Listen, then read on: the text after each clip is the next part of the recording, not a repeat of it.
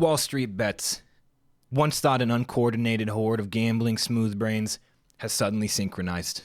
And there's nothing more chilling than the thought that nearly 2 million self-proclaimed retards now have a common goal. And what's that goal, you might ask?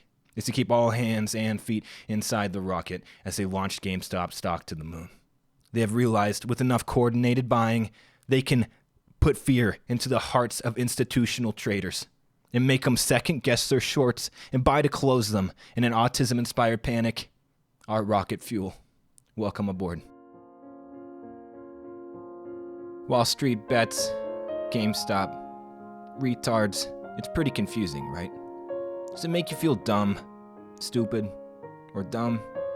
Well, it's supposed to.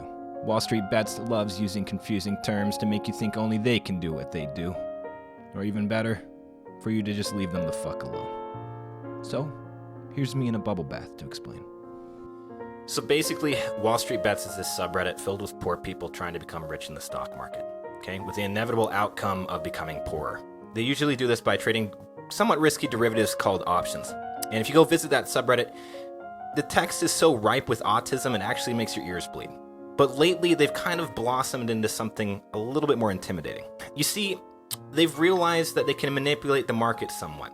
You know, if they gather up together with enough united buying, they can push a stock price up a little bit. But that's not enough for all of them to make money. It's just not, they can't manipulate it that much. With GameStop, it's a little bit different. GameStop has a lot of short sellers, and what short sellers try to do is make money as the stock price goes down. They do this by borrowing shares from their brokerage, selling them at the market price, and later, if the stock price drops, they can buy them back for cheaper and return the shares to the brokerage.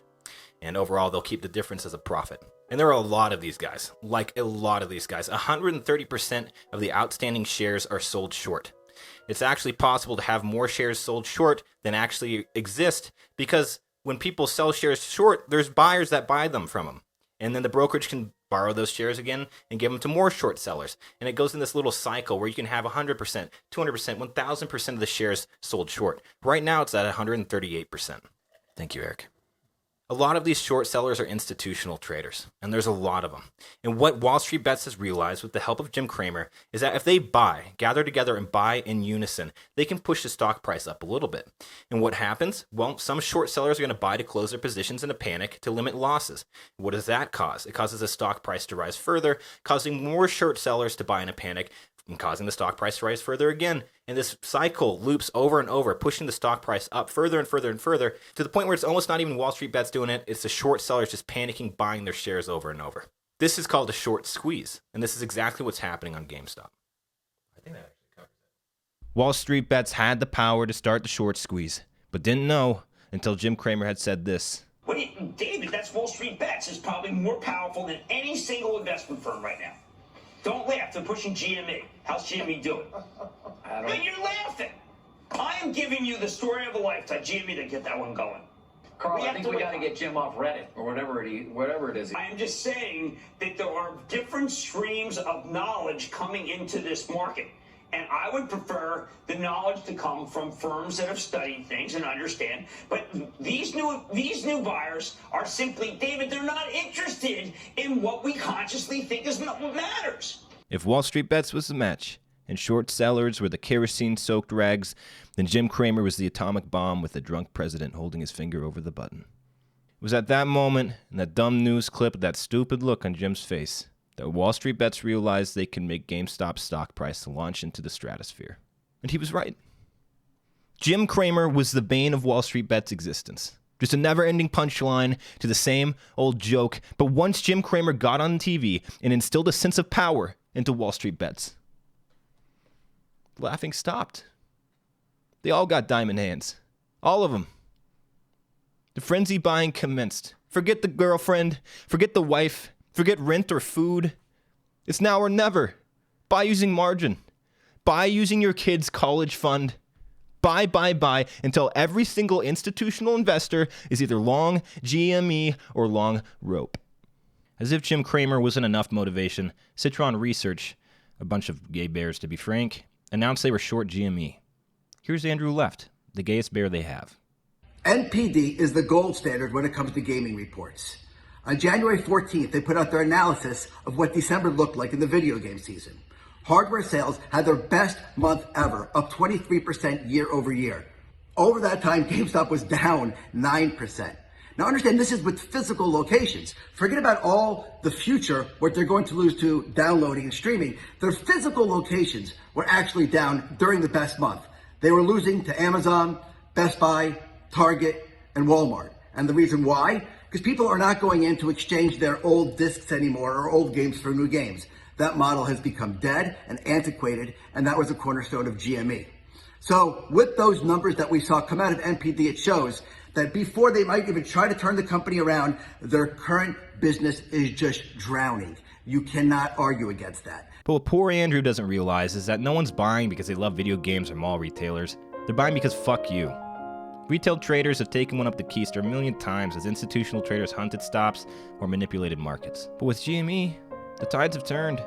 Andrew left was undoubtedly some level of fucked, but he wasn't the only one. Melvin Capital, an investment firm in New York, yeah, they were real fucked. Down 30% this year. I have never seen this much unity from WallStreetBets, or anyone for that matter. They grew balls of steel out of fucking nowhere. Go take a look at WallStreetBets. Take a look. These guys are holding massive positions through massive swings. They have members perusing the ranks saying $400 is not a meme. $400 is not a meme. $400 is easy. They're going around telling each other, better not have a fucking stop loss. Those are for the other guys. No stop losses, or we will never reach Valhalla. They had financial institutions by the balls, and still do. They still fucking do. And it gives me goosebumps just talking about it. They went from boys to men overnight, flash puberty en masse, united by a worthy cause and willing to accept either outcome, moon or bust.